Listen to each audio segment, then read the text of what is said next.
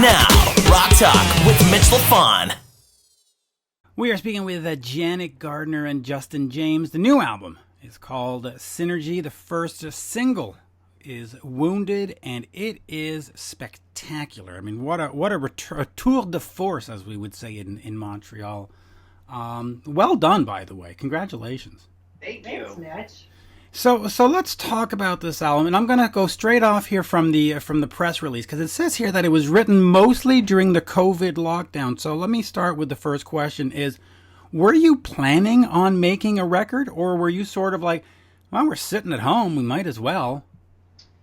No, it actually started. It was New Year's Eve last year that we actually did the very first song, and we probably rolled out about 2 songs before the lockdown kicked in, and I think it just gave us more of a reason to just hammer down and put out an album and start working on it and get it together. Now, the lockdown has been a disaster for the entertainment industry, and we do talk a lot about how music has been affected, but at least in music you have a plan B. You can do streaming concerts and stuff. Think about the guys doing TV shows. They got no plan B. They can't stream. You can't stream an episode of Blue Bloods with people. You can't do it. Right. How devastating has it been to what you do in terms of getting out there and doing shows and doing streams and just being able to make money being an artist? Well, the money part for us is never that big of a concern. Okay. So, for us, it's been actually good because we have all this time without distractions that we've been able to make the videos and, finish the album and get creative. So, yeah, we did have some things canceled that did make a financial difference, but not a disaster. I mean, I do feel bad for bands that had entire summer tours booked that got canceled. That has to be devastating. For us, we had, probably 6 or 7 shows canceled, which is not great, but it's not a disaster. So, yeah. Definitely not a disaster. So how do you see yourselves, both of you, moving forward? Do you sort of plan on making music and not having shows and just sort of that's the new reality? Or do you sort of see yourself going, okay, 2020 we take it off, and then 2021 we'll start thinking about doing 10 shows, 12 shows? How do you sort of see it moving forward? I mean, I know Rick Emmett has said, I'm done. I'm not doing any more shows. I'll make music, but I'm done. Well, we're definitely not there. Okay, good. As soon as it's safe, and it's sort of common place for people to gather safely, we'll do it for sure. Yeah, I think one of the things that kind of helped us a little bit with the shows is we had just barely, by like a day or two, we were touring in Australia with Enough's Enough and Ron Keel, and we literally made it back to the States 2 days before the lockdown. So we were able to squeeze in a nice couple weeks of shows out there. So when we came back, that bug was kind of out of our system and recording mode had set in. Now we're slowly starting to itch back to, oh God, we got to get out there and play live again. We want to do shows. Because, there's nothing more fun than, getting up in front of a crowd and playing. So hopefully, yeah, like Janet said, it turns around soon and, it becomes safe again and we can get back out there. Well, we did get in quite a bit Right. early in the year.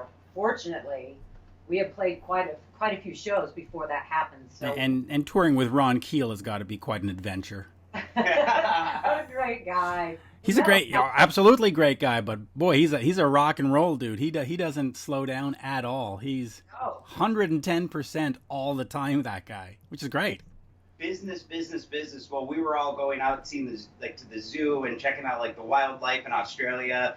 He was sitting back at the hotel. He had his laptop out. He's working and just nonstop. But then he'd get on stage and just bursting with energy and a great performer. Absolutely, and Chip as well. Now, the most important thing about this COVID thing ending at some point is that interviews won't have the obligatory 5 minutes of COVID questions. But let me talk about what everybody's doing it, right? Of course. Let's talk quickly about the music, because you hear a song like Wounded, and it's unabashed. It brings you back to 1987. There's no pretense of we're going to try. It's just a fun rock and roll song, and I mean that absolutely as a compliment. Talk to me about what you were trying to say musically, because, and I say that again as a compliment, you're not trying to reinvent the wheel, and I like it that way. Yeah, definitely. Justin came up with this riff. It was right before we went to Australia, and he was like, I don't know, it's kind of busy. I mean, can we do this for a chorus? There's a lot of guitar playing going on. I said, absolutely, we can do this. I got something in my head. We can make that happen. And it just kind of came together from there. We got back home from Australia, and boom, we were at it again. And like you said, we could have tried to do something different and something, we kind of let it fall in the way it fell in. And yeah, I mean, the guitars and the stuff, it works for your voice. I mean, when it works, it works. Why, I don't know. That's the way I see it. I mean, if you're a Vixen fan or a Rev It Up fan or any of that stuff and you hear this, you go, yeah, this is for me. So what's wrong with that? Absolutely. Absolutely. Let me talk about this. In terms of the songwriting, you're saying that Justin comes up with these riffs and then you create this song. Is that sort of the process where he does the music and you do the lyrics, or is it sort of whatever it is and the songs come out, whoever has a song has a song? What is the process? Justin, I'll go to you first. It goes both ways, actually. Sometimes, I'll come up with a riff and an idea, and then she'll come up with this vocal melody or, the lyrics to the songs. But then every now and then it does go the other way, too, where she'll come up with a great guitar. There's a song called Gone on the new album that the intro riff, that was all Janet. She came up with that. And, so it goes both ways. I mean, most of the time I think it starts with an idea on guitar that I have, and then she takes it from there and builds on and adds, like, a different verse part to it or something, and we join it together. But it goes both ways. Yeah, we definitely both do both too. A lot of times, lyrically, I'll get stuck, and the only way I'm going to get unstuck is if he has a couple ideas and he's really good at it. Sometimes he'll think of something that kind of gets the ball rolling again. So, yeah, we both do both, and sometimes it starts on keyboards or, but yeah. And the good thing is we're very different as guitar players. So we come up with different kinds of things. Like he'll be playing something that, that I'm playing, like that feels really weird to me. It's like, because, it came from my twisted brain. And the same with him. He has a lot more energy. So the real energetic riffs are usually his. Mine, I'm usually a little more laid back. So it's good. We have different, but the same. We like different, stuff. but it goes to the same vision. It ends up. Let me ask you about vision in that sense. We've done these albums together, this one and the one last year, Synergy, and the one last year. Do you at some point want to get back to being a solo artist and making a Janet Gardner alone record and a Justin James alone record, or are you happy being a team for now? I don't have any desire to do anything but what we're doing. Okay. It's still fresh. We still don't run out of ideas. It's so much fun. It's so satisfying creatively. I don't want to do anything without you. Me either. I mean, and I just, not only do I get to do this with her, but I'm such a huge fan of her voice that there's a lot of great singers out there, but what she does just blows me away, and I just have zero desire to do this with anybody else. Aww. Now we all realize he's only saying that because you're sitting there. I know. You can throw it out too if you want, Mitch. Just, let it out. Janet, just head over to the bathroom. Let me talk to Justin for a second. Let's get some real answers going here. Kidding, of course. I want to ask you just real quick, Janet, about the very first Vixen album. I know that we're going to talk about Justin and you, but what was it like working with Spencer Proffer? Because, he does Quiet Riot. He does all these bands. He comes in, and for some reason you have 4 producers on this first album. What did he bring? And I ask you because I either get Spencer was a genius, or I get Spencer was the worst thing that ever happened to me. So where do you fall in that? Well, We had just come from working with David Cole and Rick Nair, and they were extremely anal. It was, get in there and get beat up pretty much on a regular basis, do it over and over and over. And Spencer was a lot more laid back. It was a lot more, do your thing, play your music. And yeah, I liked working with him. He's a great guy, but he definitely was not as particular about certain things. And I do listen back and I kind of go, ooh, I wish I had done that over. I wish he had said something that, that wasn't quite up to what it should be. But it was a pleasure. And, it's always great when working with somebody so legendary and that's very nice and down to earth. So it was enjoyable, but I get why some people say, he let a lot of things go by that I would have loved to have a redo on. Right, and a lot of folks, and this is not necessarily Vixen's case, but they talk about how he takes the songs and then he would go register them, and then all of a sudden he has a songwriter. Anyway, there was some of that. None of that. Some of that stuff going on with other bands. But let me talk to you then on the next album, Rev It Up. You use Mike Shipley in the mixing, and of course Shipley does Aerosmith, not Aerosmith. Oh, yeah, he does Aerosmith, I think too, but he does Def Leppard, Pyromania, Hysteria. Just an incredible mixer and sound engineer. What did he bring to what you were doing? And I know it's sort of a geeky question to talk about the guy who mixed it, but a mixing of an album is important. Yeah, he took it next level. Oh, yeah. Absolutely. I mean, the tracks were good. Randy Nicholas produced that. So he made sure that he got some really great, clean tracks. And then Shipley took it next level, for sure. We came in to hear the first mix, and I nearly fainted. He was R.I.P., great guy, huge loss, but amazing, for sure. Do you learn anything being around these people? I mean, in sense of being around Spencer, about being Richard Marx, Faye Waybill, Mike Shipley, all these guys that have touched your career in some way, shape, or form. What do you take away from them?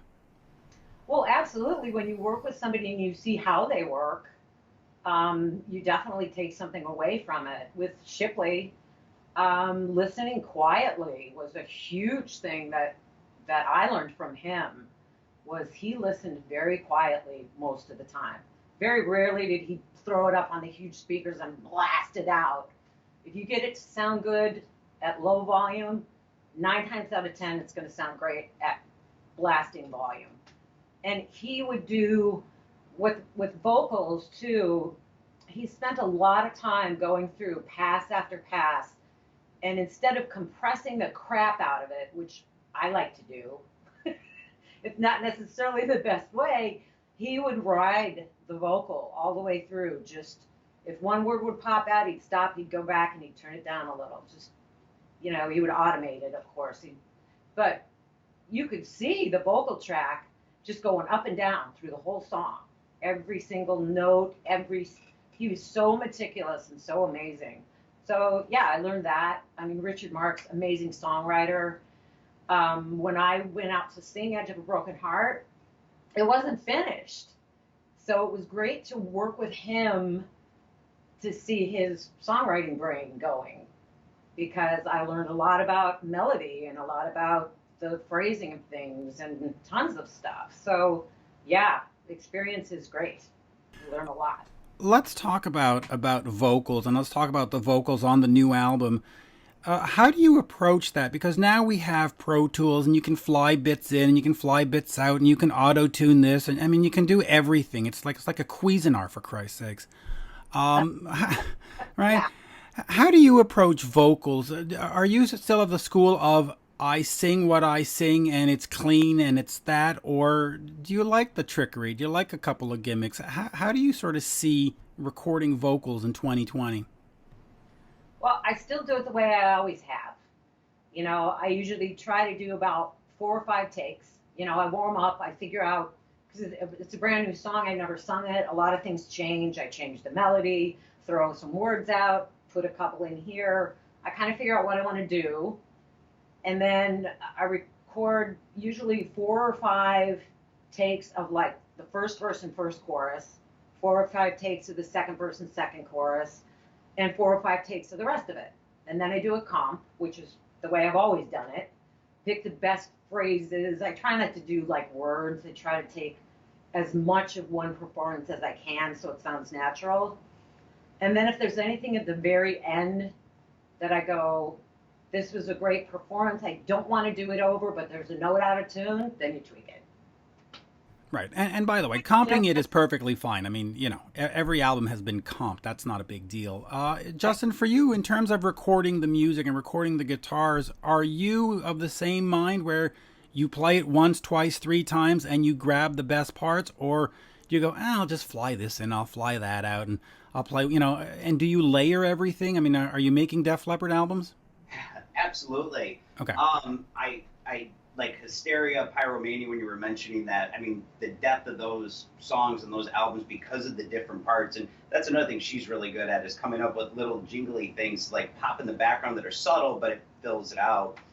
As far as like rhythm parts go, yeah, I love to just go straight through it pretty much and just, make it consistent, kind of help it have like a real live, unsterile flavor to it where it's not constantly processed.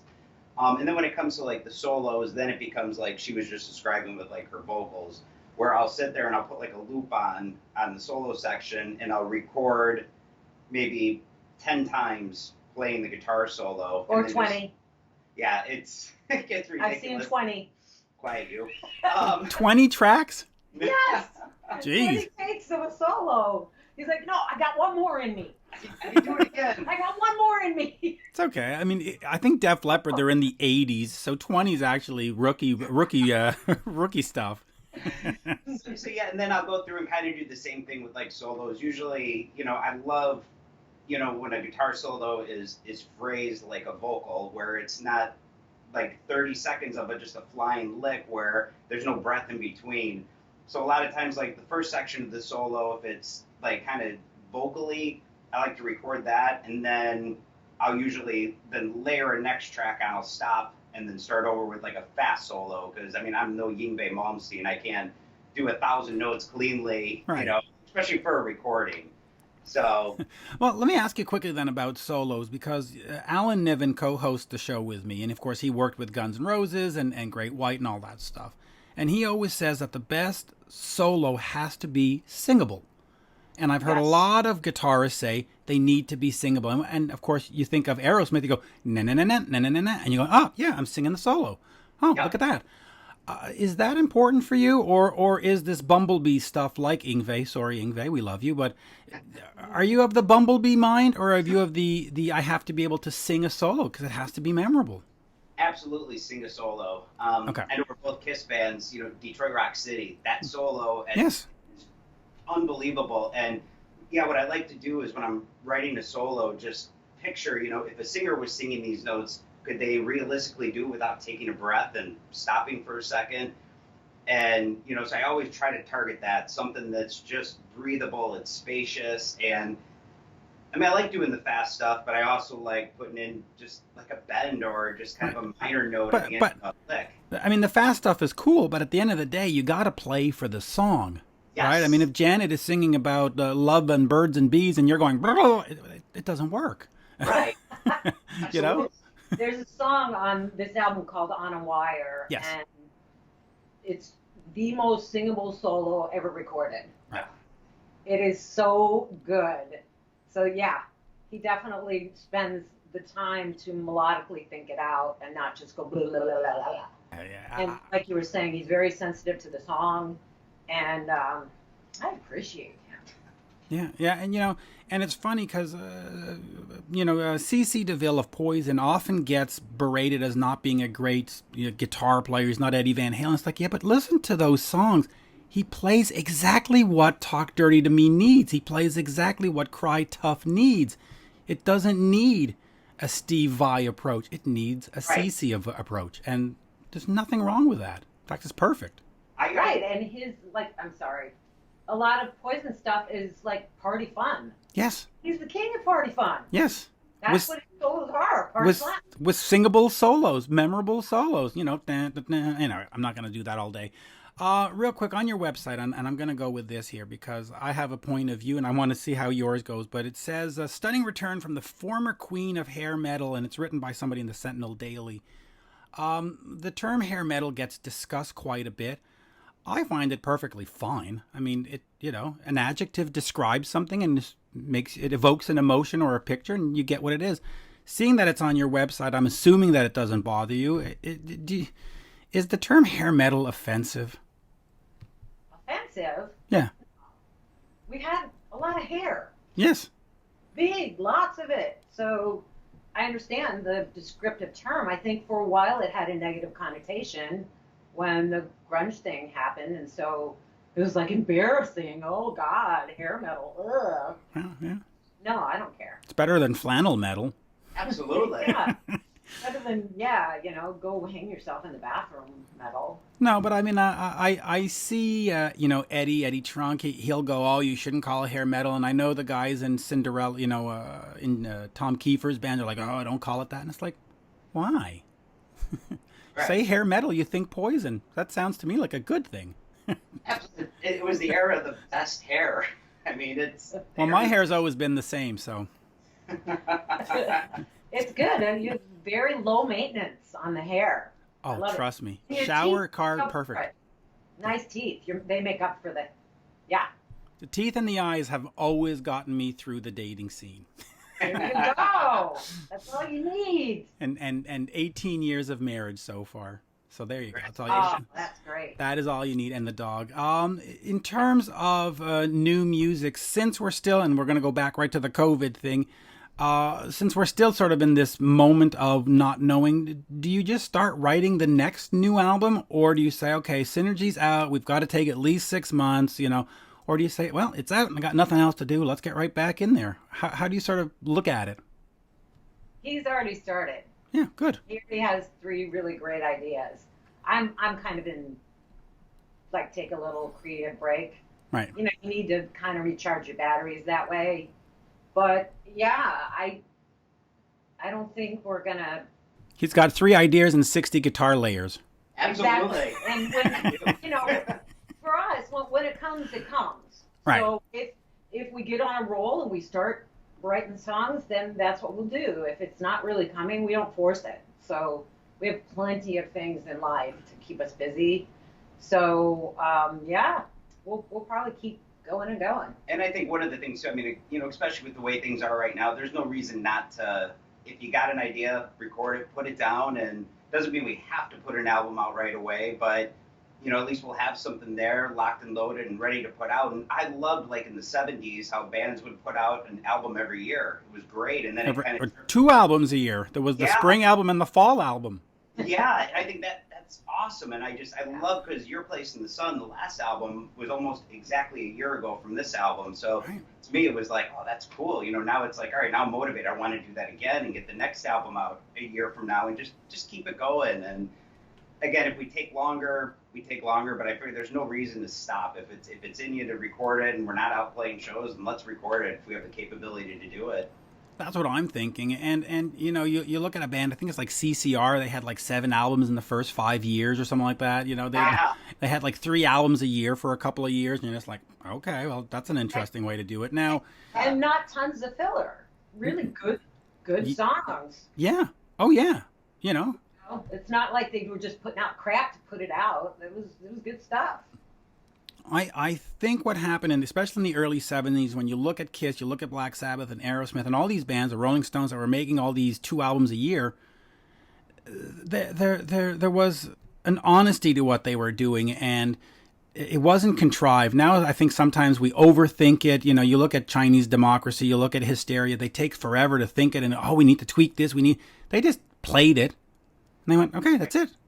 And then if it needed to be adjusted, they'd adjust it in the live setting. They'd come, hey, we're playing Montreal, and we're not going to play exactly what's on the record because we don't like that. Now we're going to... Really? We figured out a better version. And I think that's rock and roll. I mean, if it's too, contrived. Rush is a phenomenally talented, great band, but they're so solid live that it's like the album. And I love going to a show where it's kind of buried ever so slightly, and you get that live rock and roll feel to it. And it's got to be dirty. Well, okay, let me ask you that, because this is another topic that comes out a lot, is playing to tapes, right? A lot of bands play to tapes. We know that. It's not a secret. And I can understand it. You know, when you're in front of an arena or a stadium and the guys paid $300 to come see you, you don't want them going on Twitter the next day saying they fucking sucked because you don't want that. So I can understand. But on the other hand, we sort of lost the live energy of being a live show. What's sort of your take on that? Are you enhanced, or do you believe in purely live? We do play to background tracks. Okay. We have, we don't have a keyboard player. Right. So you're enhanced. I mean, you're not cheating. Exactly. We're just sprinkling on a little extra, but it's not all like the 4 core instruments, vocals, guitar, bass, drums.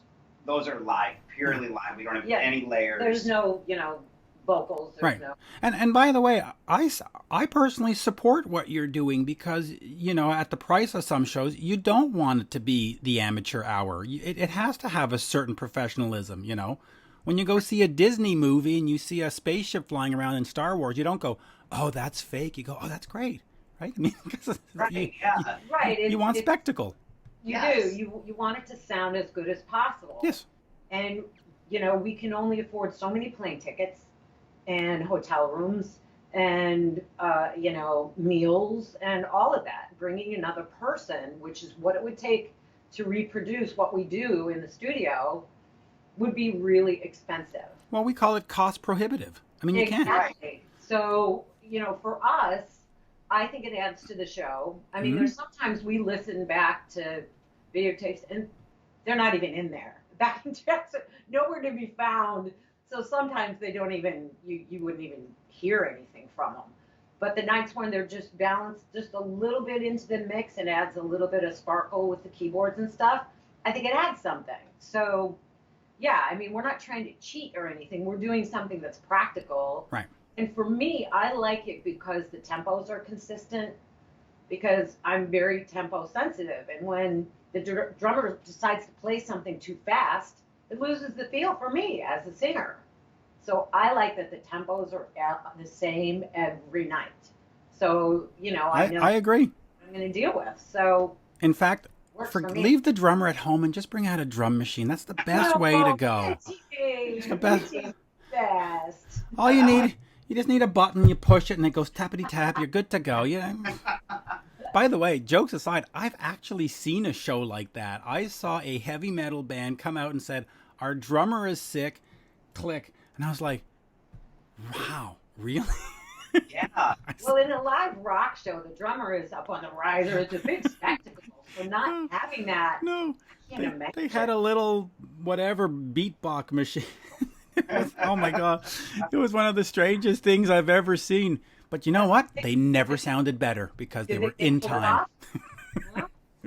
No, yeah, but that's the thing. I see a lot of fans and a lot of media talk about, well, they use tapes. Well, let's go back to live and stuff. And it's like, yeah, but you know what? You can't fly 87 people to a little club show somewhere or even to M3. You have to be able to make money and Right. Anyway. Yeah, and not go in the hole with expenses, period. You can only rely on merch for so much. Yes. Yeah. And I had this discussion with Brian Tatler of Diamond Head, and they came over and did a Canadian tour a couple of years ago, and we were at the first show, and I was talking to him about expenses and all this, and he says, you know what, we just flew over from England with these 5 guys. We are $25,000 in the hole for the permits, the flights, and the hotels, and we haven't played a show yet. And he says, we probably won't start turning a profit until the 7th show, if they're sold out and if the people buy merch. And it's like, well, you can't run a business like that. So if you have to cut down on a guy, if you have to ask the local bar to provide the crew, if you have to, then so be it. C'est la vie. Right. Synergy, of course, is out now. Janet and Justin, as we say in Montreal, merci beaucoup. Absolute pleasure. Oh, absolutely. You too, Mitch. Love talking to you, Mitch. Yeah, Thank you. Thanks for accommodating our schedule again. Yeah, not a problem. I fit you in between the cutting of the backyard and cutting of the front yard. That was my morning, cut the backyard. Yeah. Well, I've got 25,000 square feet, and I refuse to have a tractor, so I do it by foot. Wow. It takes. I have the Apple Watch. I walk back 4 kilometers of walking back and forth to cut the lawn, according to Apple Watch. You've gotten in your steps today for sure. Damn straight. Yeah. I like it. Anyway, there you go. Thank you, folks. À la prochaine. All right.